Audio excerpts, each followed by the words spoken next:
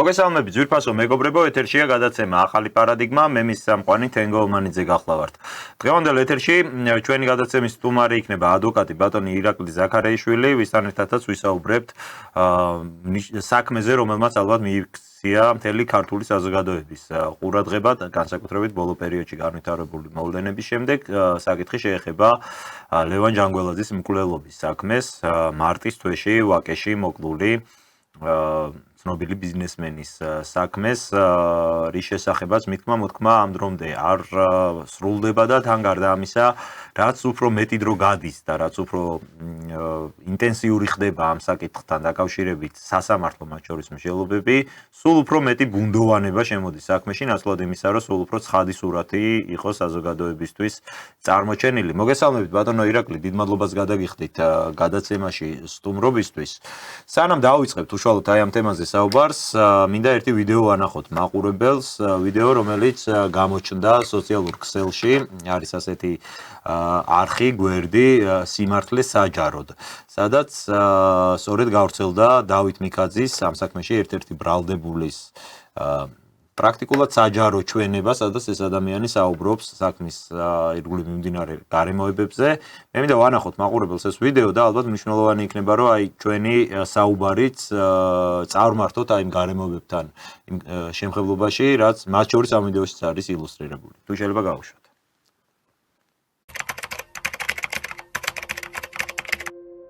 მე ვალდებული ვარ და ვიცი ჩემი თავი და დავამტკიცო რომ ვარ უდანაშაულო. აი მას რო გავაკეთებ, მე შეიძლება ეს დიალოგის რეჟიმში ვილაპარაკოთ უკვე შედეგების მიხედვით იმაზე თუ რატო ხდებოდა, მაგრამ დღეს როდესაც ამ პროცესში ვარ ჩართულები, ზედმეტად მიმაჩნია ჩემი ვარაუდების გაჟღერება. რალი არის აბსურდული. ლევან ჯანგველაძესთან არანაირი ბიზნესი არ მქონია საერთოდ. არ საერთო ინტერესები და არ დაპირისპირება არ მქონია. ერთი მტკიცებულებაც კი არ არის საქმეში, რომელიც შეიძლება ადასტურებდეს ჩემ ბრალეულობას. ეს მოგონილია ჯასის ლაპარაკობე, საერთოდ ბრალში არ დგას ეგეთი რაღაცა. საერთოდ ეს არის ვიღაცა პოლიციის განსხვავებული ინფორმაცია, რომელიც არც ერთი მტკიცებულებით ისევ არ დასტურდება. Entonces, tu ბრალში რაღაც კითხვები მაინც არის, განმარტავ კითხვები არ ნიშნავს რაიმე სახის ირი მტკიცებულებას, უბრალოდ კითხვები. ჩემთვის დამემართებაში საერთოდ ეს კითხვებიც არ არსებობს. იქ რაც ვთქვათ, მტკიცებით ფორმაში ტირაჟირდება, რომ ჩემი ძმა სასტუმროში იყო, რაზე დაყრდნობითაც ვითომ ასე ვთქვათ, მტკიცებულებად ასახებენ ამას. სული პასუხისმგებლობით ვაცხადებ, საერთოდ არ ყოფილა იმ სასტუმროში. სასტუმროში მე პირადი მიზნით ვიყავი ისუნი 12 წუთის განმავლობაში. და ეს კითხვებიც კი არაა გამოძიება. ჩვენ ვიცოდით, რომ გიორგის დაიჭერდნენ და გიორგი მიზანმიმართულად არ გაერიდა ამ ყველაფერს. ბრალში რო არის მითითებული, რომ თქვენ ბიზნეს საქმიანობა გქონდათ ჯანგველაძესთან და კონფლიქტი ამის გამო იყო წარმოშობილი, ამას თქვენ არ ადასტურებთ, ხო? არა, თორემ ადასტურებ. სული პასუხისმგებლობით ვაცხადებ, რომ ეს არის სიცრუე. სასამართლოში ჩვენ წარვადგენს მტკიცებულებებს, ამ სიცრუეს დასაბუთებოთ ეს სიცრუე. უბრალოდ გაეცნობით, ნახავთ, რომ ამ მოტივით არის ბრალში მითითებული თუ რატო ასე ვთქვათ დავაორგანიზეთ ეს თემა. კატეგორიულად უარყოფ და სული პასუხისმგებლობით ვაცხადებ, რომ ეს ბრალი აგებულია ცელის სამეფოზე და ტყუილზე. ხლების მანძილზე მიმდინარეობდა დიფამაცია.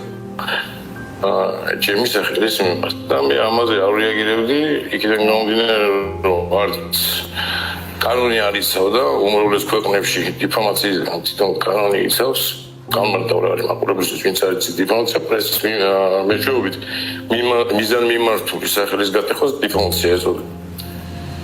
ბოლო პერიოდში დიფამაცია გადაიზარდა დეზინფორმაციაში. მედიას ბრალი არ წაუყენებია, მაგრამ მედიის საშუალებით მოხდა ამ ინფორმაციის ისეთი ტირაჟირება, რომ მე ვფიქრობ, რომ ამან ძალიან სერიოზული გავლენა მოახდინა კი პროკურატურაზე. მე როგორც იურისტები მარცხნივენ, შესაძლებელი არის, როდესაც ესეთი გავრცელებული ინფორმაცია არის, ამასთან დაკავშირებით მოხდეს უბრალოდ საყენება. უბრალოდ პროცესში თავისთავად დარწმუნებულები ვართ ჩვენ და დარწმუნებული ვარ მე, რომ ვერანაირად ამის დამტკიცება ვერ მოხდება და სამართლიანობა იძლეებს. უნდა გკითხოთ ოთარ ფარცხალაძეზე. ხომ არ ფიქრობთ, რომ თქვენი საშუალებით რაღაცნაირად ფარცხალაძეზე გასვლას ცდილობს პროკურატურა? როგორ შეიძლება გავიდეს ფარცხალაძე ჩემი საშუალებით, როდესაც ამ საქმეში მე თავად უდანაშაული ვარ. უბრალოდ ლოგიკურ კვანტს ვერ ვხვდები, როგორ შეიძლება ეს მოხდეს. ამიტომ მე ამაში დარწმუნებული ვარ, რომ ეს ძალიან სტარი გზა არის, თუ ვინმე ამას აპირებს იქიდან გავხდი, რომ ისევ და ისევ კატეგორიულად ვაცხადებ, ამ საქმეში მე უდანაშაული ვარ. გამოძიებასთან თანამშრომლობას ჩვენების მიცემას რამე ეტაპზე აპირებთ? კი, მე გახსნილი ვარ, ყველობას არ ვაპირებ, ჩამოსვლას ამ ვითარებაში არ ვაპირებ. მაგრამ დამალვიჩეს არსად არ ვიმალები ამის დამამტკიცებულად ინტერვიუს გაწყვეტ და მზადვარ გამოძიებასთან ნებისმიერ საქმის თემაზე ვითარებაშობ. აქამდე იყო კომუნიკაციის მცდელობა თქვენთან გამოძიებისგან? არანაირი კომუნიკაციის მცდელობა ვეჭდებ. ანუ არავის არ შემოუთვლია, რომ მაგალითად ჩვენება ხომ არ მისცემთ გამოძიებას, ან თქვენი პოზიციით არ დაინტერესებულა პროკურატურა? არა, ვინ არ დაინტერესებულა. პირველი შემთხვევა არის ეხლა თქვენ რომ ინტერესდებით ჩემი პოზიციით. მე ვალდებული ვარ დავიცვა ჩემი თავი და დავამტკიცო რომ ვარ უდანაშაული.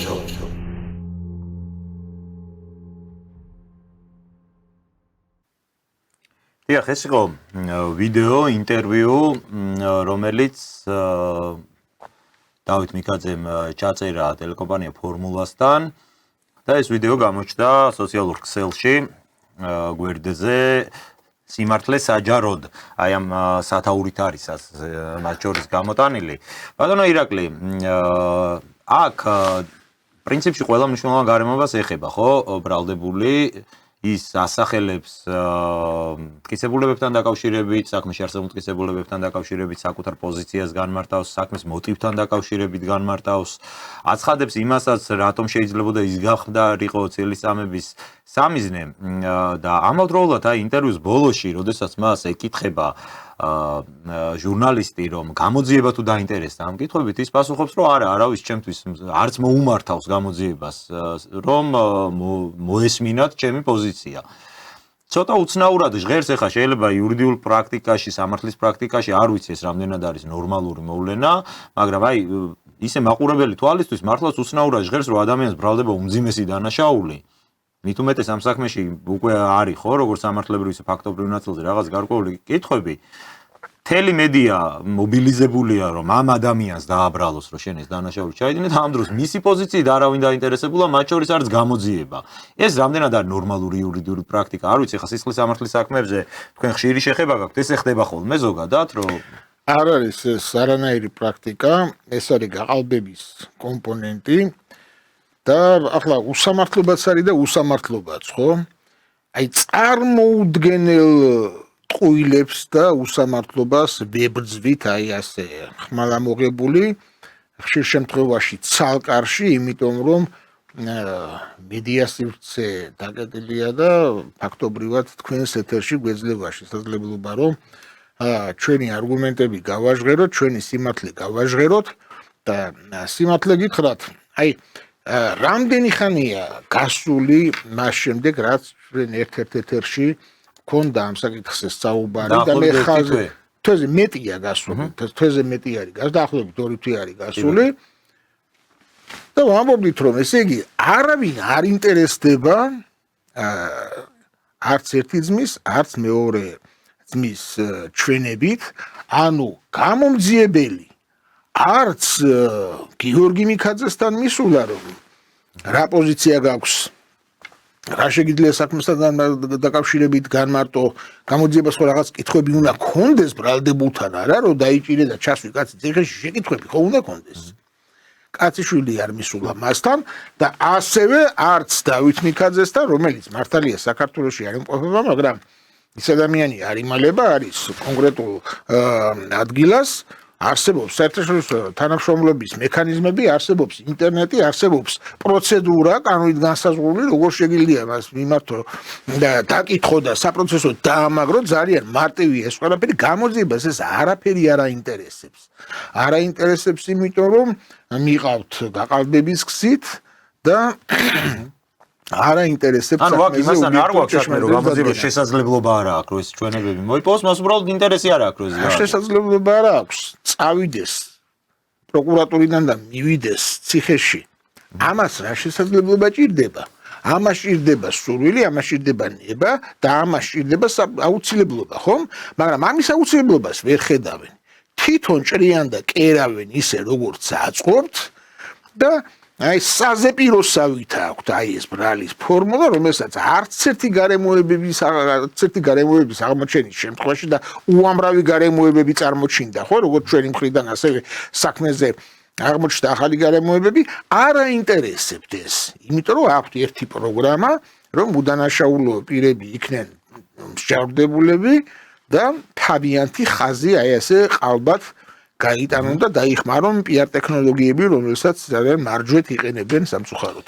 ბატონო ირაკლი, აი, განსაკუთრებით ამ ეჭვს ალბათ აღვივებს თვითონ მკვლელობის ნაწილში, ასე ვთქვათ, ბრალდებულის უძილაურის განაჩენი, რომელიც მოვისმენთ, ზოგადად აი ეს სასამართლო პროცესი გულისხმობ რას?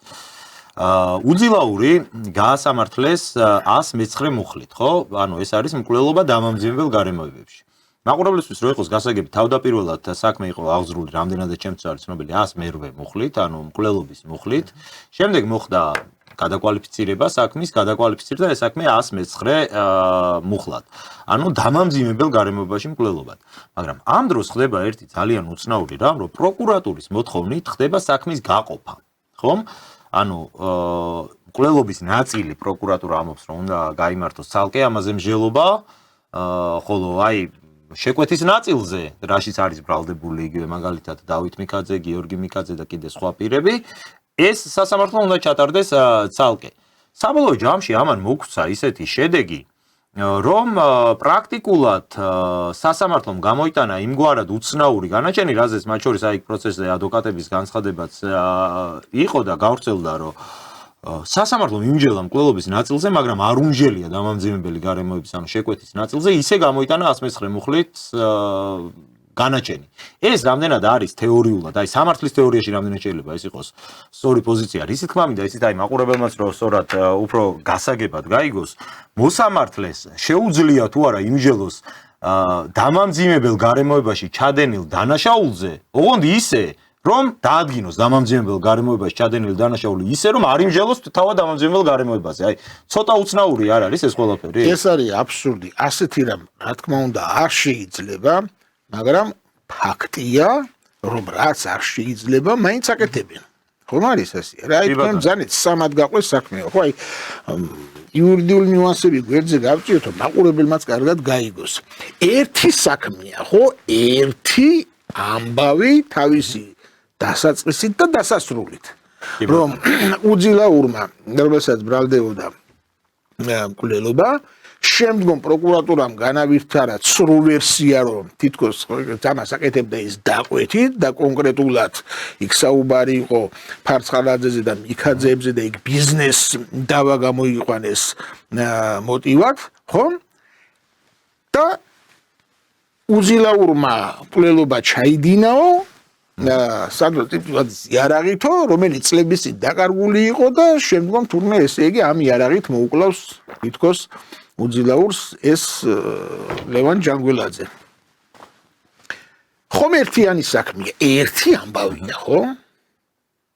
ხო, აი რანაირად შეიძლება გავყოთ. ეს საქმე, სამწუხაროდ, აქვე ვიტყვი, რომ ჩვენი კანონმდებლობა იმდენად არის დამახინჯებული, ეს ნაცმოძრაობიდან მოდის და ოცნება მათ შეინარჩუნა თავიდან ბოლომდე და კიდევ უფრო დაამძიმა ზოგ შემთხვევაში. კანონმდებლობა ისეა მოწყობილი, რომ სავსებით მარტივად შეიძლება უდანაშაულო ადამიანის მსჯავრდება, ისე რომ ადამიანს ესე იგი მაქსიმალურად გაუჭირდეს სიმართლის დამტკიცება და თუნდაც კბილებით გაათრიონ სიყალბე. ახლა რა ხდება? ხო ერთი ამბავია, ერთი საქმე. ეს საქმე დაგლიჯეს, გაყრეს სამ ნაწილად. ვიზეც ამბობენ რომ ვისიც იყო იარაღი სანდრო ტიტივაძე, ანუ ის საქმე ცალკე გამოყვეს. ის ცალკე არის გატანილი იარაღი. ის ცალკეა გატანილი. უძილაურის ცალკეა გამოტანილი, რომელსაც ეძავებიან რომ მან თითქოს დაკვეთით განახორციელა ეს მკვლელობა, რომ შეკვეთილი მკვლელობა იყო და გამოყვეს საქმე ცალკე არის მიქაძმები მიქაძეების მიმართ, რომლებმაც თითქოს ორგანიზება გაუკეთეს ამას და ცალკე ლაპარაკობენ ფარცხალაძეზე, რომელსაც ბრალი არ აქვს წარდგენილი, თორე იგივე მოცემულობით ჩართული ყავთ ამ საქმეში და ბრალის მოცემულობაში. აი ეს სისულელე და ნონსენსი არის გაკეთებული. ეხლა გეტყვით რატო? ნახეთ როგორი მოცემულობა არის. ზეწოლას ახდენდნენ სანდრო ტიტივაძეზე, რომ მას ეთქვა, რომ ეს იარაღები თითქოს ჰქონდათ მიქაძეებს თუ მისცა მიქაძეებს და იქ ოჯახის წევრები და სხვა პირები შეყავდათ, მაგრამ ეს ადამიანი ვერ გატეხეს და საქმე იქამდე მივიდა, რომ ადვოკატის აცილება მისცა თავის ადვოკატს, რომელმა ადვოკატმა შემდგომ განახორციელა მოქმედება და პასუხისგებაში მიაცემია სრულად უდანაშაულოდ დამატებით დავით მიქაძე, რომ თითქოს ვიღაც ემუქრებოდა იქიდან მისი სახელით. თვითონაც არ ამბობს იმას, რომ ემუქრებოდაო, ხო? ხმაში ტელეფონში გავიგეო, რომ ესე იგი მუქარას ჰქონდა ადგილიო რაღაც სულელეები. ეს ადვოკატი ჩამოცილებულია საქმეს დავით მიქაძეს დამატებით დაუყენეს ბრალი დაუსრებლად. აი ესეთი რაღაც არის გაკეთებული. წივწივაძის საქმე ხო გამოყვეს იქა. აქეთ ხო არის უძილაურის საქმე. ეხლა ნახეთ რა ხდება. დაიწყეს უძილაურის საქმით. უძილაურს დაუდგინეს განაჩენი იმ გარემოებებზე, რომელიც ჯერ არ განხილულა. შეგვეთის ნაცვლად. კი ბატონო. და ცნეს დამნაშავედ ყველაფერი გააკეთეს საამისოდ და ცნეს დამნაშავედ 109 მუხლით, რომ თითქოს მან შეკვეთით ჩაიდინა მკვლელობა, დაკვეთით ჩაიდინა მკვლელობა. ახლა გეუბნებით მე, სასამართლოს მიერ არ არის დადგენილი დაკვეთის ფაქტი. სასამართლოს მიერ არ არის გამოვლენილი დამკვეთი.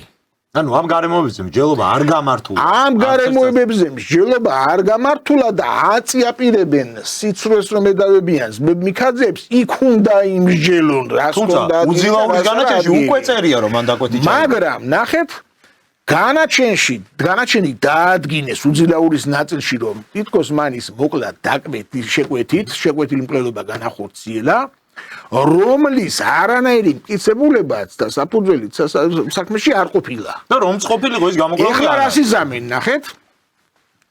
აიღებენ ამ უძილაურის განაჩენს და წაიღებენ, ჩადებენ როგორც დავით ძმები მიქაძეების საქმეში.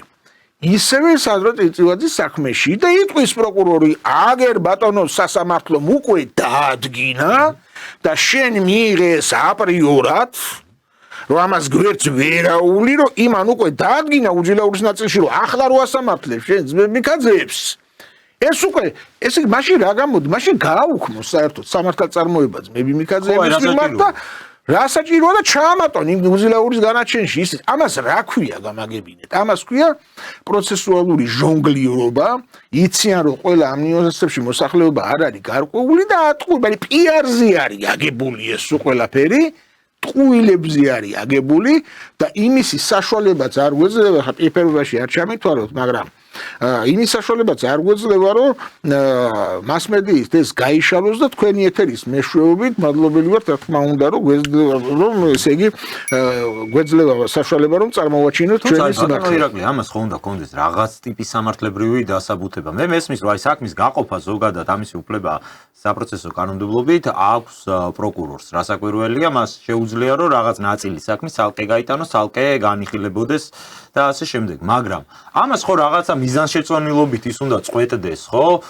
მას არ აქვს თან აი ესე კანონით დადგენილი ფარგლები რა შემთხვევაში შეუძლია, რა შემთხვევაში არ შეუძლია, უბრალოდ ნუ აი რაღაც მიზანშეწონილობის მიხედვით პროკურორი უნდა წყვეტდეს, როდის გაყოს საქმე. აი ამ შემთხვევაში არ ვიცი, ალბათ გექნებათ ამაზე, ხო? მე უკვე როდესაც იგივე შეკვეთის ნაწილზე დაიწყება არსებითი მნიშვნელობა, რომ დაუსვათ ეს შეკითხვა პროკურატურას, რა გახდა ამ შემთხვევაში მართლაც აი ამ საქმის გაყოფის საფუძველი, რამაც გამოიწვია აი სრული სამართლებრივი აბსურდი. კიდე ერთხელ ვიტყვი პატივცემულმოსამართლე ორშაბათის გადაცემაში გქონდა ჩვენ ამაზე საუბარი და დღეს იურისტთან ერთად კიდევ უფრო მეტი კვალიფიციურ პოზიციასაც მოისმენს. ხო, რა თქმა უნდა, საზოგადოება რომ ესე იგი ადამიანის უძილაურის განაჩენში წერია, უკვე წერია რომ მან შეკვეთი ჩაიდინა მკვლელობა, მაგრამ აი შეკვეთის ნაწილი მართლა არსებობდა თუ არა ამ დანაშაულის შემადგენლობაში, ამაზე ჯერ მსჯელობა არ არის გამართული. აი ესეთი აბსურდი, როგორ შეიძლება რომ კანონიერი რომ ესე იგი უფრო გასაგები იყოს საქმის გამოყოფაზე.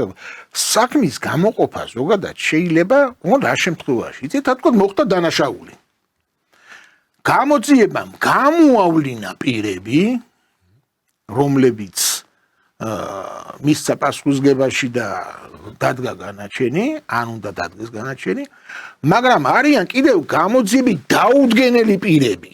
ან კონკრეტულ დანაშაულ ფაქტს ჰქონდა ადგილი, მაგრამ ის ცალკეა გამოსაძიებელი დამატებით. ამ შემთხვევაში მიზანშეწონილია რომ გაიგოს. დიახ, ამ შემთხვევაში ხდება საქმის წარმოებით გამოყოფა.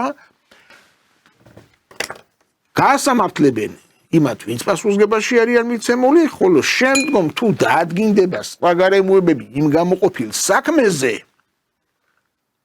აი მაშინ თუ აღმოჩნდა რომ იმ გამოყოფილი საქმით სულ სხვა გარემოება დადგინდა, რომელიც გავლენას ახდენს უკვე დადგენილ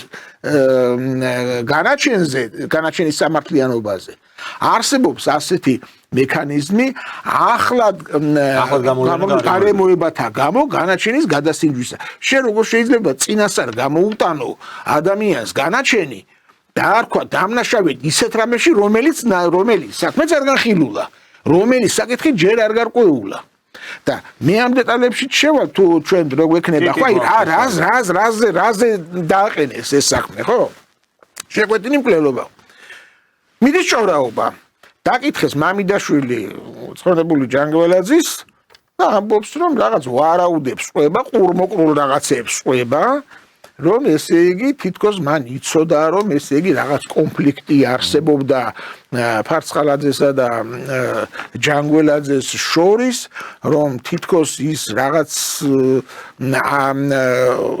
ამბებს შეესრო, რომ უყვებოდა ჯანგველაძე ამას, რომ თითქოს მას რაღაც გარდაცვლილისკენ იშვერს, ესე იგი გარდაცვლილის იმოწმებს დავარქვათ ასე, ხო?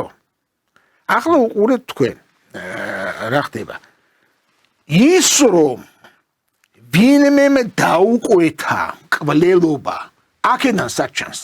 თუნდაც აი ხო, თუნდაც სიმართლე იყოს ის რაზეც არის. ხო, დაუშვათ, აი ყველაფერს დაუშვათ სიმართლე, რომ რაღაცა კონფლიქტი არსებობდა ან ფარცხალაძესა და ჯანგველაძეს შორის, ან მიქაძეებსა და ჯანგველაძეს შორის, ან ყველას ერთად ჰქონდა რაღაც გაუგებრობა, ხო, ჯანგველაძესთან ერთმანეთთან. დაუშვათ, თქვათ ასეთი რაღაც არის. რით დასტურდი, რით ამტკიცებს პროკურატურა, რომ ამათ შეუკვეთეს მისი მკვლელობა. ნახეთ რა ხდება, ეგ არის თბილისის საქალაქო სასამართლო, ხო? ზედახორა არის იქ ერთმანეთში ბიზნეს დავები აქვს და კონფლიქტები, მაგრამ არა, დედმამიშვილები ამტვრევენ თავპირს ერთმანეთს. გამიგეთ? მაგრამ ნახეთ, თვითონ მოსამართლეს 500, 800, 900 საქმე აწერია და თქვენ არ იცით რა ხდება საქალაქო სასამართლო. განცხადება რომ შეიტანო, ნახევარი დღე უნდა უცადო რომ რიგი მოგივიდეს. და ერთი წელი უნდა უცადო რომ ჩაიგდეს. ბიზნეს დავები არსებობდა და იქნება, მაგრამ ეს იმას კი არ ნიშნავს, რომ ტყუიას ესვრიან ერთმანეთს და ვესტერნი უნდა დაიდგას და კაცი შუა ქალაქში, ასეთი რამე ჩემო ბატონო არ ხდება. ანუ თავისთავად ის რომც დადგინდეს კონფლიქტის არსებობა ეს არ არის კონფლიქტის არსებობდა რომც ყოფილიყო, არა და არანაირი ბიზნესი არ ქონიათ, არც მიქაძეებს, არც სხვას, არც არანაირი შემხებლობა ჯანგველაძესთან არ ქონიათ, ამად გამოყავთ ეს ასე ტყუილების ლაპარაკით, მაგრამ რომც ქონოდათ სად არის მტკიცებულება, რომ სტანდარტულ შემთხვევაში რა არის ხოლმე? აი მე როგორ წარმომიდგენია? წავიწიოთ წინ. უყურეთ, მე მაინც მინდა მივარ. კი ბატონო. წავიწიოთ წინ. ყველაფერს იტყუებიან. იტყუებიან თუნდაც იმას, რომ თითქოს უძილაური კვლევამდე გარკვეული პერიოდით ადრე ამბასადორში დაბინავებულ ჯანგველაძეს იქ უთვალთვალებდა თითქოს მან ესროლა და ავტომაქარას ტყუილია ესეც არავის არაფერი არ უსურია ჯერ ერთი ვიდეოშიც არ არის ამოცნობილი და მიხვრამოხრით ამოვიცანიო ამხანაგი დაკითხეს მისი ბჭყალებში ამხანაგი რა თქმა უნდა ისიც გაყალბებულია ექსპერტ დასკვნაში რა წერია ისი ტყუით კი არ არის ის საქარემინა დაზიანებულია რაღაცა მყრივის საგნის მოხვედრის შედეგად. არაფერი იქ მსგავსი არ არის, მაგრამ კომბინაცია ხო აწვეს. ამას იმეორებენ როგორც პროკურატურის წარმომადგენლები, ასევე ჯანგველაძის ინტერესების დამცველი ადვოკატი. აი ესენი არის. და უყურე რა სურათი გვაქვს ჩვენ რომ შემდგომ უკვე ავითარებენ რომ თითქოს თანხა იქნა გადახდილი არანაირი რა სისულელია რა თანხაზე არის ლაპარაკი ჯოხაძეს ამბობს ვისი დასვის წევრიც იყო ეს ჯანგველაძე რომ ანგარიშსწორების პრობლემა იყო და ელემენტარული საყველპურო თანხა იმის გამო რომ იქ არ დაბლოკილი იყო თანხა ჩაირიცხა საყველპურო თანხით ხდება ადამიანის ყველობის შეფერდა. და რამდენჯერმე აქვს ჩარიცხვა და აი ახლა ბოდიში მომითხოვია მაგრამ რატო არ ამბობენ რამდენი აქვს ჩარიცხვა კაპიკებზია იქ ლაპარაკი საყველპურო და ყოველთვის განვადებით ხوار შეუკვეთავდნენ მკვლელობას აი იმდენად ანდა დაუშვათ მოდი აქაც დაუშვათ რომ რამოდენიმეჯერ ჩაურიცხა თანხა რაღაც წლების წინ რით ამტკიცებ რომ ეს ბოკალი იმის თანხა არისო ან რომ ამბობენ რომ სასტუმროში მივიდა მიქაძე იქ დაიგეგმა ჯოხაძეს ელაპარაკა სად არის მტკიცებულება ჯერთი 12 წუთში როგორ იგეგმება იქ ჯოხაძე თუ მივიდა ხო იქ კერძო თავის საქმე ქონდა ადამიანი 12 წუთში იგეგმება მკვლელობა ან შე რა იცი მე ჯოხაძეს რა ველაპარაკე იქა და რაც ყველაზე საინტერესოა მაგნაწილში ბატონ ვალერისთან ქონდა გელბახიანთან საუბრის შესაძლებლობა და მან აი დეტალურად მოყვა რომ ეს თურმე ხდება იმ სასტუმროში ეს ხალხი არის არა საიმე კონსპირაციულ ოთახში ან სადაც ეხლა მოგვიდგენია რომ შეიძლება კვლელობის დასაგეგმად ადამიანები მიდიან სასტუმროში და თურმე ეს საუბარი რაზეც მე პროკურატურა იძახის რომ კვლელობა იგეგმებოდა ხდება ღია ჰოლში ბარში ხალხი წავს ეს სივრცეში გეგმავდნენ კვლელობას და ეს ყველას ესმის ამას ხედავს იქ პერსონალი იქ ყოფი ადამიანები ასეთი რაღაც აი ასეთ ტყუილებზე არის ეს საქმე აგებული ჩემო ბატონო და მე არ ვიცი იცი იურიდიული მეცნიერება მართალია საქართველოში სამწუხაროდ თავდაღმარი და აქცეული და წარმოუდგენელი ძალისხმევა გიწევს ადამიანს რომ რაღაც ელემენტარული დაამტკიცო მაგრამ ის სამართლებრივი აბსურდი რა სამსაქმეში ხდება დიდ განსვიფრებას იწვევს ჩემშიც რომელსაც 33 წლიანი პრაქტიკა გამაჩნია და ერთი რამეც მინდა გითხრათ რომ მე აქამდე ხა თქვენ მკითხეთ მე რატო დაუდგინაო ხო ახლა ლაპარაკობენ რომ აი ბატონო სასამართლომ დაადგინა უძილაურის ყურეთ პასტა და ფურცელი ყველაფერს აიტანს მაგრამ ეს არ ნიშნავს რომ ის განაჩენი სამართლიანია და ის განაჩენი კანონიერია მე აქამდე ახლა არ მქონდა ფორმალური საფუძველი რომ ვინმესკენ ხელი გამეშვირა ხო მაგრამ უძილაურის განაჩენით არასამართლიანი და არაკანონიერი განაჩენით უკვე ფაქტია რომ მოსამართლე იყო ან ზეწოლის ქვეშ ან მან მიიღო დაკვეთა და მან შეასრულა დაკვეთა და აი დამკვეთები სად არიან ამ საქმეს ხავს სწორედ დამკვეთი გონივრული ეჭვი თუ შეიძლება გაგვიცხეს ამ შემთხვევაში გონივრული ეჭვი არა ეს არის პირდაპირ ჩემთვის არანაირი ეჭვი იქ არ არის და ვინც საქმეში ჩახედული ემისთვის რომ აქ ეჭვი გამორიცხული არის აქ არის პირდაპირ დაკვეთა და განხორციელ და სხვადასხვა ბატონო ირაკლი აი ეგ შეკითხვა მე პირადად გამიჩნდა თვითონ გადაწყვეტილების გამოტანის დროსთან დაკავშირებით გულისხმობ რას რომ 24 ოქტომბერს იყო ბოლო პროცესი სადაც მოსამართლე მოისმინა დაცვის სიტყვის საბოლოო დასკვნითი სიტყვა დაცვის მხარის და აქედან 15 წუთი დაჭირდა მას შემდეგ უკვე საბოლოო განაჩენის გამოსატანად. მე მსგავს პრაქტიკა მინახავს სამოქალაქო საქმეებზე, მაგალითად, როდესაც ერთი მხარე არის ბანკი, მოვალე, მეორე მხარე არის დაუშვათ მსესხებელი და სადაც უკვე ხელშეკრულების წინასწარ არის განსაზღვრული სესხის პირობას, დარღვეული რო არის მათ შორის ხელშეკრულება და ვერ გადაიხადა ადამიანმა. ეს რო ყველაფერი მართლა წინასწარ წერია, ასე საქმეებზე არის ხოლმე ეგრე რომ მოსამართლე შევა სათათბიროდ 15 წუთი ჭირდება ზუსტად მაშინ რომ უკვე წინასწარ რომ იცის რა გადაწყვეტილება უნდა გამოიტანოს უბრალოდ ფორმულირებები ჩამოყაროს და გამოდი შემდეგ წაიკითხოს. ანუ იმ შემთხვევაში ეს არ იწევს ხოლმე ჩემთვის გაკვირვებას, იმიტომ რომ მართლაც ეგრეა ეხა, ნუ თუ ბანკში თანხა გააქვს აღებული და სასამართლო პროცესი ამაზე მიმდინარეობს და ეს თანხა არ გააქვს დაბრუნებული, გასაგებია რომ მოსამართლეს ბევრი ფიქრი არ უწევს, მაგრამ აი მკვლელობის საქმე შეკვეთილ მკვლელობაზეა საუბარი. მოსამართლემ მოისმინა საბოლოო სიტყვა, რომელიც წესით მის გადაწყვეტილებაში უნდა იყოს გათვალისწინებული, განჟილი, გაანალიზებული და არ ვიცი ეს გადის და 15 წუთში გადაწყვეტილება გამოაქვს. ნახეთ, მოდი ახლა ჩვენ ტექნიკურად განვიხილოთ ის 15 წუთი რას ემსახურება. ხო, აი მოდი განვიხილოთ ახლა. კი ბატონო. დაამთავრდა ყველაფერი, მე უნდა გამოვიტანო გადაწყვეტილება, ხო არის ასე? წავედი 15 წუთით, რომ თქვათ გამოვაცხადე, თქვათ, ზონება გამოცხადდება განაჩენი. 15 წუთი. სასამართლოს უფლება აქვს ჩამოაყალიბოს განაჩენის სარეზოლუციო ნაწილი, რომ ესა და ეს თქვათ, ცნობილი იქნეს დამნაშავე და გამართლდეს. მიესაჯოს ამდენი, თქვათ, განესაზღვროს ამდენი, იქ მიფკიცებების ბედი 1000 და ის პატარა კი არ არის, მიესაჯოს ამდენი და დამთავრდა. იქ მთელი ტექსტია, რომელიც შემადგენელი არის განაჩენის სარეზოლუციო ნაწილის. ის რომ დაწერო იმას 15 წუთში ასე ვერ აი უბრალოდ რომ აკრიფო, ხო? გამორიცხულია. ასე უბრალოდ ვერ აკრიფ. გამზადებული ტექსტი. უნდა დაიდო მატერიალური საპროცესო კოდექსები. ჩამოაყალიბო უნდა სასჯელის ნაწილი. უნდა შეამოწმო ხო არ შეეხო რაიმე კუთხით თქვათ ამნისტია, უნდა მაკვალიფიცირებელი გარემოებები განსაზღვრო, უნდა გადაწყვიტონ მიფკიცებების ბედი, ვინ აღასრულოს განაჩენი, ასე შემდეგ იქ მთელი ტექსტია. ამას ასე პიანოზე დაუკარი და დავწერე, დავკრიფე, ეგრე არ ხდება ეგა. და ამას არ ყოფნის 15 წუთი. რაც იმას ნიშნავს, რომ იქ განაჩენი, ხო ამას მე ხომ ამობეჭდვა უნდა. ამას ხომ დამოწმება უნდა ხელმოწერით, ამას ხო ელექტრონულ სისტემაში უკვე ატვირთვაც უნდა. გამიგეთ? ეს 15 წუთს ბევრად ცდება. ეს არის დიდი თელოდი სამშაოა რომ დავიგდე ყურება აგეთო. ამიტომ ეს განაჩენი ჩემი შეფასებით იყო წინასწარ შედგენილი.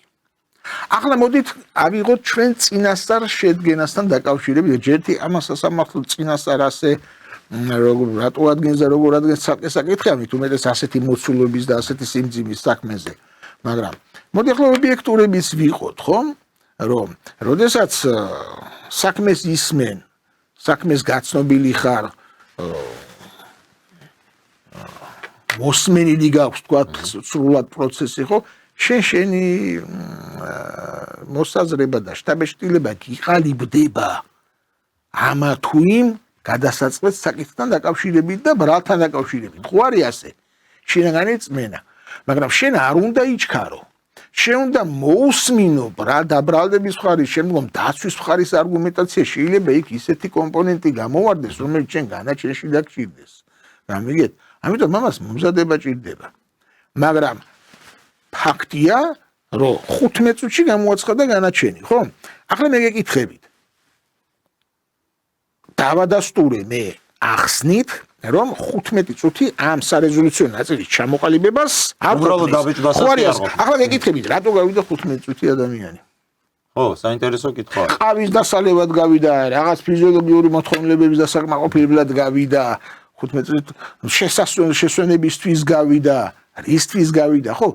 ამიტომ აქაც რაღაც თეატრალიზებულ რაღაცას დაემსგავს ეს. სიყალბეც რომ მოსამართლე გავიდა და 15 წუთი.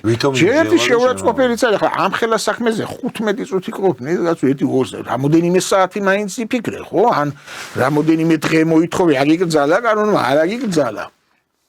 მაგრამ არა, იმიტომ ეს ყველაფერი პიარს ემსახურება. ვიღაცას აწყობს ეს რომ იმ დღესვე გამოცხადდეს, ატეხონ ამბავი, აბა ასე მოხდა, ისე მოხდა, ის დამნაშავეა, ის გზაშია და განაჩენი იმას დაეწევა. აი ეს მანიპულაცია და ამას მიჩერებია მოსახლეობა. განსაკუთრებით TV იმედის news feeds რო გადავხედე დღის ბოლოს, ხაჯორ ღარიბაშვილის განაჩენის მაგ დღეს იყო, აი ზუსტად ეგ შტაბეჭდილება დამჭა თქვენასაც ამბობთ, რომ ვიღაცას უბრალოდ უნდოდა, რომ აი news list-ში აი ეგ news-ი ყოფილიყო, რომ უძილაურს უვადო პატიმრობა მიესაჯა. აი ამის გამო შეკვეთ იმ ყველობაში ცნობილი იქნა დამნაშავე და news-ი რო ყოფილიყო გასული. აი ეს news-ი და ესე PR-ით მოქმედებენ ესმის და ახლა მე იმიტომ ვთქვი რომ ჩვენ ფორმატი რო არა გვაქვს და ახლა ეს ხო მოსახლეობამ არ იცის არა კი ბატონო ვამბობთ ამას რაღაცას მაგრამ რთულია რა დეტალებში ყველაფერი რო აუხსნა მოსახლეობას რთულია მაგრამ რასაც ვამბობთ აი ძირითადად ეს არის და ფაქტი ის არის რომ მტკიცებულება არ გააჩნია და ცდილობენ რომ ტყუილებით გავიდენ ფონს მტკიცებულებებს რა შეეხება აი დავით მიქაძეს თავის ინტერვიუში ამ ნაწილს ეხება ის ამბობს რომ არანაირი მტკიცებულება ჩემს წინააღმდეგ და მით უფრო ჩემი ძმის წინააღმდეგ ამასაც ხას უსვამს იმიტომ რომ ჩემს შემთხვევაში თუ შეიძლება რაღაც შეკითხვა მაინც გაჩნდეს რომ იქ საერთოდ ჩემ პირად საქმეზე ვიყავ იმ სასტუმროში მისულიო მაგრამ ნუ კაი შეკითხვა მაინც თუ შეიძლება დაიბადოს გიორგი მიქაძის შემთხვევაში ეს შეკითხვებიც არ არისო ანუ არანაირი მტკიცებულებაში ის არ ფიგურირებს თავისთავად აი ამ საქმეში ყველაზე ისე წონადი მტკიცებულება რა ჩვენ მათ შორის ბრალდების მხარის მხრიდან მოვისმენთ ეს არის პოლიციელის გამოკითხვის ოქმი და ასევე ამ მამიდაშვილის გარდაცვალების არაფერი მტკიცებულებები ეგ მე რამდენადაც მახსოვს ოღონდ აი არ ვიცი თქვენთან შევამოწმებ გამოკითხვის ოქმს ცალკე აღებული არანაირი მტკიცებითი ძალა არ აქვს თუ პირი არ მივა სასამართლოში არ მიცემ ჩვენებას ხომ მართალია აი უყურეთ ის ჯერ სანამ გამოკითხავდნენ ამ პოლიციელს ანუ გამოკითხვა რის შესახებ არის ის ჩატარებული რის ირგვლივ არის ჩატარებული პოლიციელი წელს პატაკს რომ მე ჩემმა ინფორმატორმა რომელსაც არ ასახელებს და არც დაასახელებს მითხრა ეს იყო 100 და 100 და სასამართლო როგორ ამოწმებს მართლა უთხრა ეს არ არის მტკიცებულება ამის ირგვლივ მე დაკითხული არის ისა რა ქვია უყურეთ ეს პოლიციელი და იგივე ტექსტი გადმოაქვს დაკითხვის გამოკითხვის ოქშიც რომ მე ჩემმა ინფორმატორმა მითხრა ეს და აღმოჩნდა თუ აი ესეთი манипуляციები არის სასამართლოსთვის ამას არანაირი მტკიცებულებითი ღირებულება არ გააჩნია მაგრამ ეს რომ მაყურებელს ესმის რომელიც იურიდიულ ნიუანსებში არ არის გარკვეული და რაღაცა ხო ფიქრობს რომ აი შეიძლება რაღაც აიხედავ რაღაც ახლა ამ ხوارიცის მაყურებელმა სიღრმეში ვერც მოსთხოვდეს ჩავიდეს ადამიანს მაყურებელს თავისი ცხოვრებისეული 1000 პრობლემა და საკითხი აქვს ესმით როგორი არის ამ ყველაფერს იგებს ინფორმაცია აღიქო ხო ინფორმაციას მაგრამ რეალურად არის ეს რომ პოლიციელი რომ მოწმეთ ითვლება და ესენი აპელირებენ რეალურად ის პოლიციელები ლაპარაკობენ მე ვიღაცა ან უთხრა ან არ უთხრა და ამტკიცებს და მე მოიყვანს ინფორმატორს შენ მითხარიო გამოიყვანს ასპარეზზე სასამართლოში არ ეკება არაფერი არც არაფერი არ არის და იმიტომ ლაზღამდარობით არის აგებული საქმე და ცდილობენ რომ პიარით გავიდენ ანუ ერთადერთი მტკიცებულება ეხა მიქაძეების ნაწილში ამ დავის არის ის განაჩენი მტკიცებულება თუ შეიძლება დავარქვათ იმიტომ რომ საპროცესო კანონმდებლობით უკვე მიღებულ განაჩენით დადგენილი გარემოების გადასინჯვა არ ხდება მიქაძეების შემთხვევაში ერთადერთი მტკიცებულება გამოდის უძილაურის საქმეში მიღებული გადაწყვეტილება რომელიც როგორ არის მიღებული ამაზე უკვე ვისაუბრეთ და უყურეთ ეხლა უკვე ატეხეს ლაპარაკი პროკურატურამაც ჯანგველაძეების ოჯახის ადვოკატ ესო პრეიუდიცია არის ხა პრეიუდიცია მაყურებელმა რა იცის არის მე გეტყვით რა არის პრეიუდიცია პრეიუდიცია არის ფაქტი რომელიც მტკიცებას და განხილვას და შეფასებას ასაჭიროებს ანუ მე მოვიტანე უძილაურის განაჩენი სადაც დავწერე რომ კვლელობა იყო შეკვეთით ჩაუდი აგერ მიქაძეს და წიმწივაძეს საქმეში და უკვე დამტკიცებია თუ უკვე დამტკიცებულია და პრეიუდიცია არის რომელიც მტკიცებას ასაჭიროებს განაჩენი და უკვე დგას და თუ დამიმთავრე მე საქმე მაშინ რაღაც მატარებს სასამართლოებში რა გინდა რაღაცო მიტარებს სასამართლოში ქონია ეგერ შენ უძილაურის საქმე და მიმაყოლე მაპატიეთ პრიკუბში ხო რას ქვია ამას რა ქვია მითხარით მაგრამ ეს ხო არ იცის მაყურებელმა და იმიტომ კარგი არის მე არ გვაქვს ფორმატი რომ რაღაც დეტალურად აუხსნა და გასაგებად აუხსნა კი არა სპორტის საიტ არიელ გაგაბაძე ახსენეთ მე სრულიად გულწრფელად გეტყვით რომ ამ ადამიანის მიმართ მქონდა დღესაც მაქვს შეხედულება რომ ის არის ძალიან საკმაოდ კვალიფიციური იურისტი თავის საქმის პროფესიონალი და სხვა შორის ბოლო დღეებში შაბათი დღე იყო თუ სწორად მახსოვს მას ჰქონდა ტელეეთერი ამ საკითხზე TV პირველზე სიმართლე გითხრათ აი გარკვეულწილად და მე მაინტერესებს აი თქვენ თუ ნახეთ ეს ინტერვიუ და მომეჩვენა მე რომ აი სხვა ინტერვიუებთან შედარებით მისი ტონი იყო ერთგვარად თითქოს შერბილებული. მე ნუ ხას უსვამ ეხა რაზეც ის მას შორის ამ ინტერვიუში საუბრობს რომ მე კატეგორიულად არასდროს მიმტკიცებია რომ აი კონკრეტულად ეს პირები არიან დამნაშავე ან ასე შემდეგ ის აი ამ მომენტს უსვამს ხას რომ თითქოსო ისე წარმოჩინდებაო ჩემი საუბარი რომ მე ვარო ბრალმდებელიო და მე არა ვარ ბრალმდებელიო მე ვარ ადვოკატიო და სრულიად სწორი პოზიციაა ეს თუმცა აი მის წინა ინტერვიუებთან დაკავშირებით შეიძლება განსხვავებული შეხედულება გქონდეს. იცით რას უკავშირდება? მე უბრალოდ აი რა მინდოდა ხაზი რაზე მინდოდა გამესვა, მან ახსენა ასეთი ფრაზა, რომ სხვადასხვა მედია საშუალებებშიო, მათ შორის ჩემი კოლეგებიცო საუბრობდნენო ამ საკითხზეო. მე დამჭა შაბეჭდილება რომ ჩვენზე ამ შემთხვევაში ლაპარაკი, იმიტომ რომ ამ თემას ეხლა მედია საშუალებებთან განსხვავებულად ჩვენ ვაშუქებთ. მეტი არ მგონია რომელიმე მედია აშუქებდეს და არ შეიძლება იყოს აქ ის მომენტი, რომ ეს ადამიანი ხა პროფესიონალი იურისტი, კვალიფიციური იურისტია, შეიძლება თავადაც ხვდება, ხო, რომ თლათ ისე ვერ არის საქმე, როგორც მოდი ასე ვთქვათ, ეს მომენტი ბატონი ტარია კაკაბაძის მხრიდან აი აქ დაბრძანდეს ჩემს პირისპირ, მობრძანდეს ეთერში, იმედი დაწუნებული ვარ თქვენ უარს არ დიდი სიამოვნებით დაუთმობთ ეთერს. პირისპირ დაბრძანდეს და აი ჩვენ შორის შედგება საუბარი. მე დარწმუნებული ვარ რომ ძალიან დიდ უხერხულობას იგრძნობს იმ ტექსტებთან დაკავშირებით, რასაც ის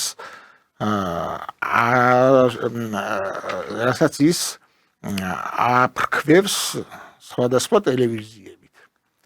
თუ მასურვილი ექნება, მე შემიძლია მის მიერ შერჩეული ნებისმიერ ტელევიზიაში მივიდე და იქ მიკერგა უწევ ოპონირება.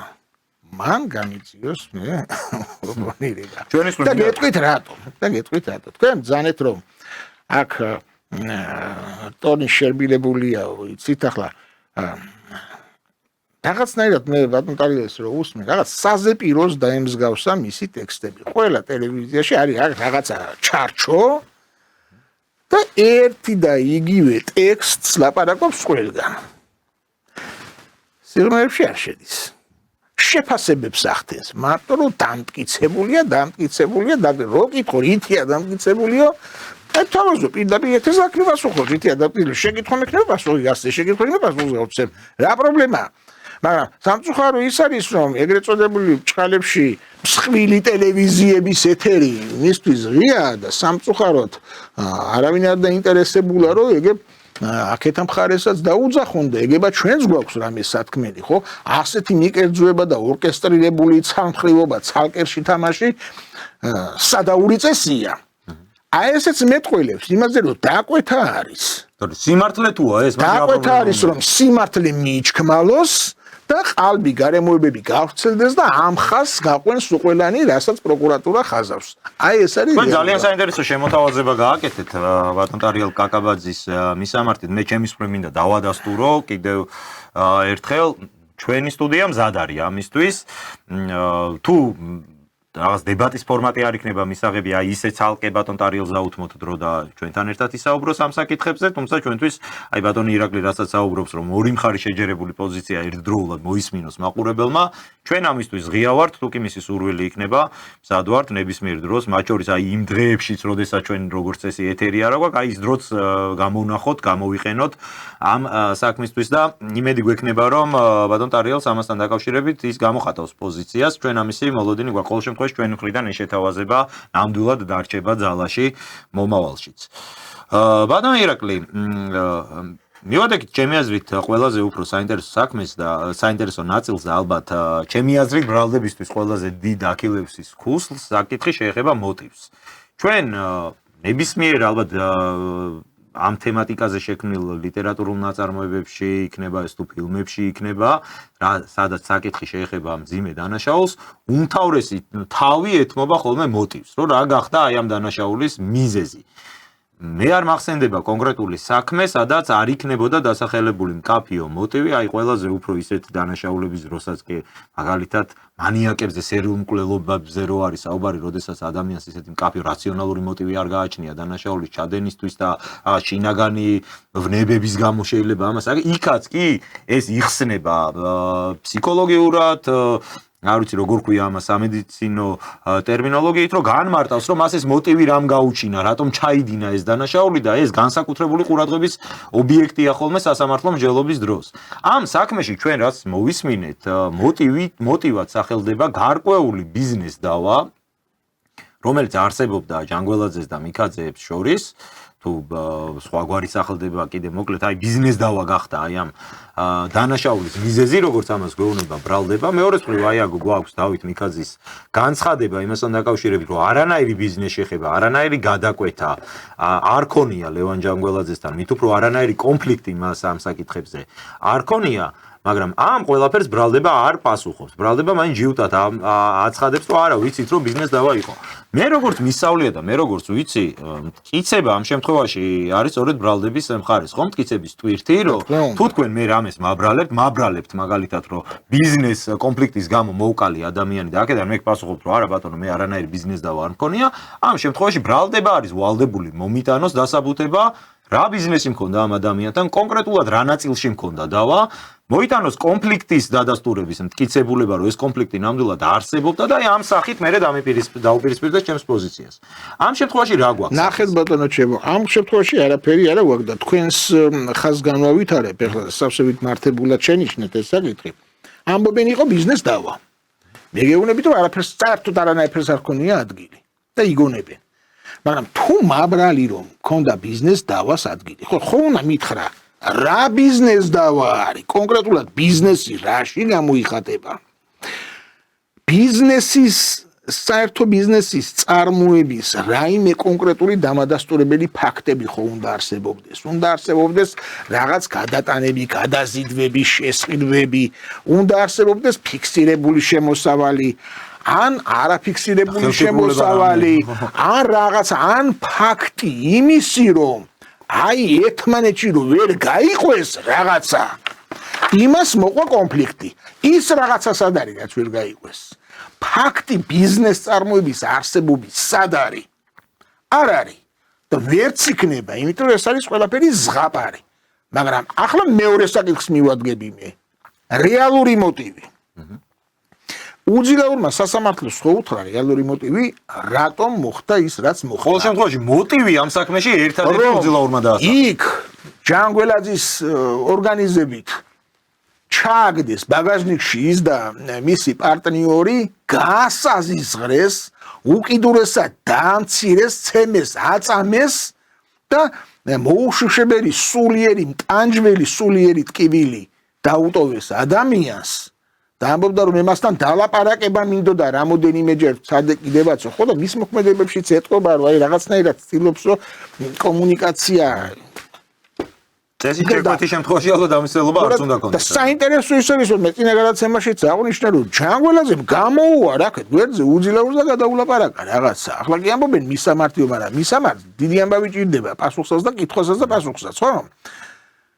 ახლა დაამატეს ბოლოს ტელევიზია გამოხედაო რაღაც კიდე გადაულა რაღაც სხვა გადალაპარაკებაზე წავიდა ეხლა ლაპარაკი, ხო? რაც კადრებში ჩანს თუ არ ჩანს. ხო? ასევე არის მისი მცველის განმარტება გადალაპარაკებასთან დაკავშირებით, ხო? უბრალოდ დავამატე ბატონო ირაკლი მაგ ნაწილზე რო არ დაგვავიწყდეს.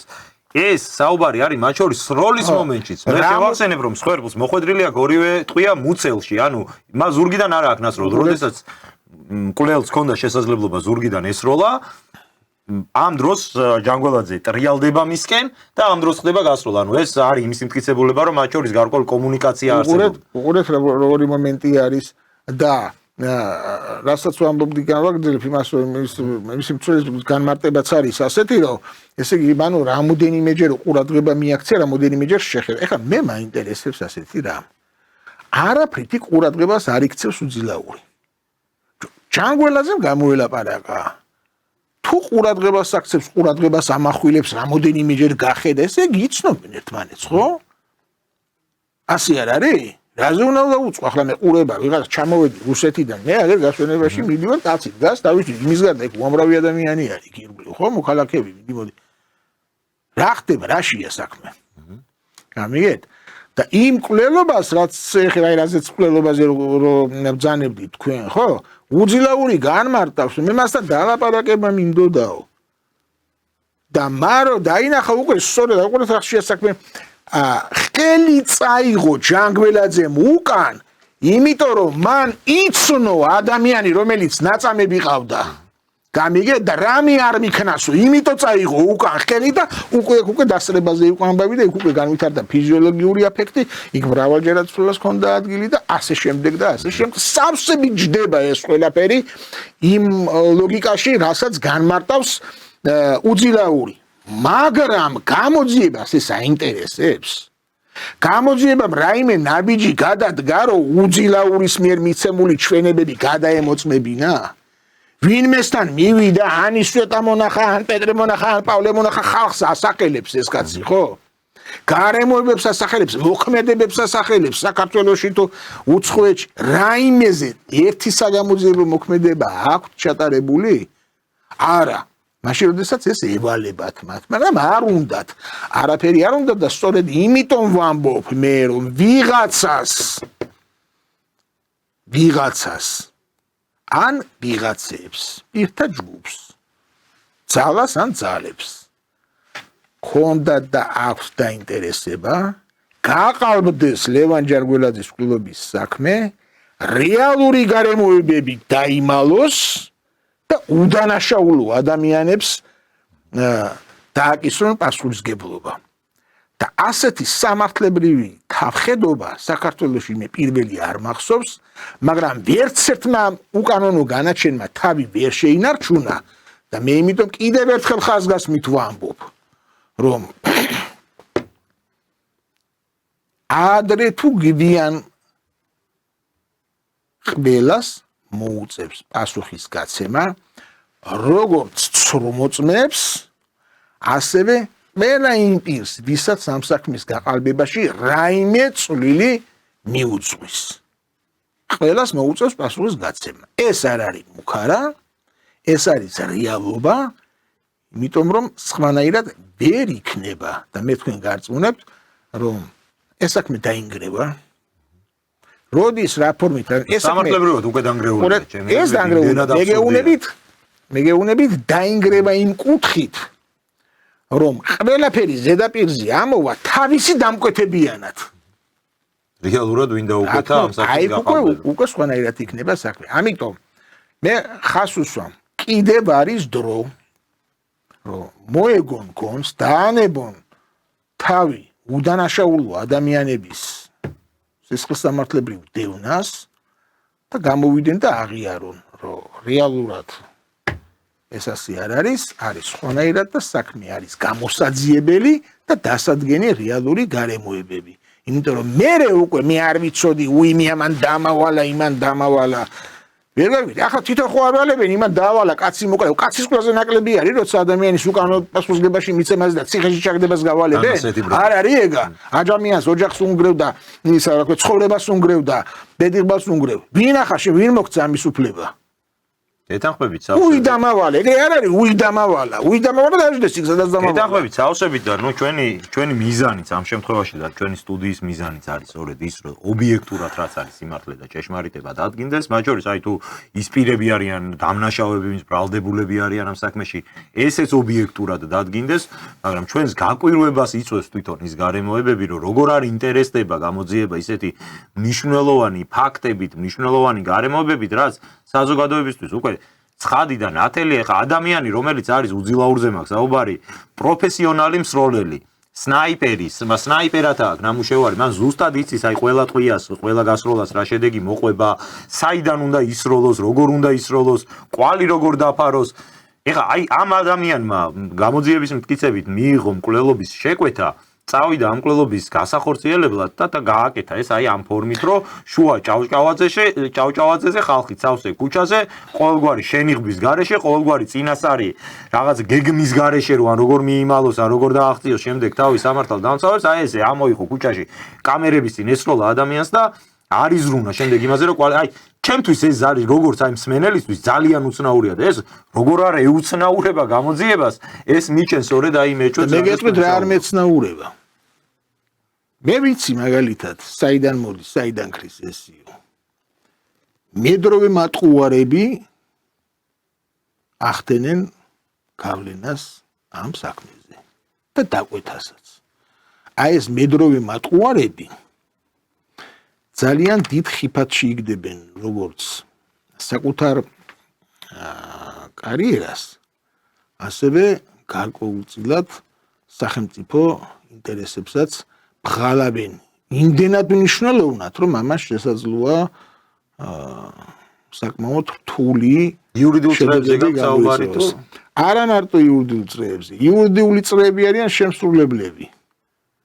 მაგრამ დამკვეთები ჩემი შეფასებით არაიურიდიული წრეები არიან და ეს არაიურიდიული წრეები სამსახურში მოქმედი და ესე ვთქვი შემსრულებლები აი ესენი ერთობლივად აკეთებენ ამას. მე არავის არ მინდა ტალახივეს რომ არავის არაფერს არ ვაბრალებ, მაგრამ სულელიც არავინ არ არის. როდესაც სიყალბით აგებ საქმეს და შავი პიარით გინდა ფონს გახვი, ეს კი რაღაცა ინტერესი გაქვს, ხო? რა ინტერესი? მე ვიცი რაც ინტერესი არის, მაგრამ როგორც ყველაფერი არ ითქმება, ისე ყველაფერი არ ითქმება, ხო არის ასე? მაგის დროც მოვა. მაგრამ კიდევ ერთხელ ვამბობ მე, რომ ჯერ კიდევ არის დრო, მაპატიეთ ბარბარებისა მისცენ ზადნი და მიხედონ საქმეს. აი ეს არის. იმედი დავიტოვოთ, რომ მართლაც იქნება სამართლიანი განაჩენი, სიმართლე გახდება საჯარო ჩვენი საზოგადოებისთვის და საჯაროდ გავიგებთ აი იმ ყველაფერს, რასაც რეალურად ამ შემთხვევაში ჰქონდა ადგილი და გავარკვევთ, რაც მთავარია, რომ მართლაც იყო თუ არა ეს დანაშაული წინასწარ შეკვეთით, განზრახვით ჩადენილი თუ ეს იყო უბრალოდ ერთი ადამიანის ტრაგედია, რომელმაც აი რაღაც ესეთი საშინელი დანაშაული ჩაიდინა. მაპატი, ერთი რემარკა. მან გასარკვევი არაფერი არ არის. გარკვეულია, რომ საქმე ყალბდება, უძილეურმა მისცა ჩვენება საკმაოდ ამომწურავი და აქეთ მხარეს მები მიქაძეების მხარეს და სპარცხალაძის მხარეს არის. აბსოლუტურად არაფერი არ არის და აკოწიწებენ არარსებულს და ჭალებში ადგენენ განაჩერებით არარსებულს. კიდევ ერთხელ ვამბობ, აქ არაფერი გასარკვევი არ არის. გასარკვევი არის ის, რატომ აკეთებენ ამას. მე გეუბნებით, რომ ჩემთვის გარკვეულია და ალბათ მალე საზოგადოებას გაიგებს. დიდი მადლობა ბატონო ირაკლი. კიდევ ერთხელ დიდი მადლობა რომ იყავით ჩვენი სტუმარი და ძალიან საინტერესო საქმესთან დაკავშირებით თქვენი მართლა საინტერესო მოსაზრებები მოგვაწოდეთ. გისურვებთ წარმატებებს. დარწმუნებული ვარ რომ მომავალშიც მოგვიწევს არაერთხელ არამხოლოდ ამ საქმის ირგვლივ საუბარი და ჩვენ რა თქმა უნდა ყოველთვის მზად ვართ. რაც მთავარია თქვენი შეთავაზება ბატონ ტარიელ კაკაბაძესთან დაკავშირებით. კიდევ ერთხელ დავადასტურებ რომ ჩვენ მზად ვართ ყველანაირად ნებისმიერ დროს, არასაეთერო დროსაც კი აი ამ თემის ირგვლივ ასეთ ტიპის დისკუსიას დავუთმოთ. ეტყვი მაქვს რომ არ მოვა.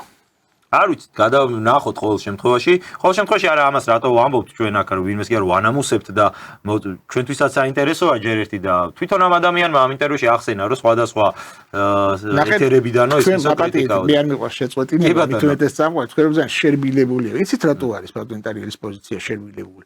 იმიტომ რომ ვინ ახლა იურისტია და იცის რომ არაფერი არ არის, მაგრამ აი იმ დაზეპირებულ ჩარჩო განცხადებებს აკეთებს ყველგან და აი იმიტომ ვთქვი მე ეც რომ რაღაც დიდი ეჭვმეფრო არ მოვა. მეც მესმის რა თქმა უნდა მას არ კონკრეტიკაში რომ შევარდ პასუხი არ იქნება. რომ რაღაც აი ახლა თვითონაც რო ხედავს რომ ახლა აბსურდია ხო სამართლებრივად რაზეც მიდის დავა, აი ეს ტალახი მაგ თავის თავზე აიღოს და სრულიად მესმის და სრულიად პირიქით ჩვენის მხრივ მზად ვართ რომ ამ პროცესში სინათლის შემოტანას მაქსიმალურად შევუწყოთ ხელი და ბატონ ტარიელსაც დიდი სიამოვნებით უმასპინძლებთ მით უმეტეს თუ ეს იქნება დისკუსიის ფორმატში. მადლობას გადაგიხდით ბატონო ირაკლი მომავალ შეხვედრამდე. მადლობა თქვენ. შევახსენებთ ტელემაყურებელს რომ ადვოკატი ბატონი ირაკლი ზაქარიაშვილი იყო ჩვენი გადაცემის სტუმარი. მე მადლობას გადაგიხდით ყურადღებისთვის და ორშაბათამდე დაგემშვიდობებით. სხვა შორის ორშაბათ ძალიან საინტერესო სიახლით დაგიბრუნდებით და იმედი მაქვს რომ თქვენთვისაც სასიხარულო იქნება ეს ამბავი, წინასწარ არაფერს ვიტყვი მეც. დიდი მადლობა და ნახვამდის.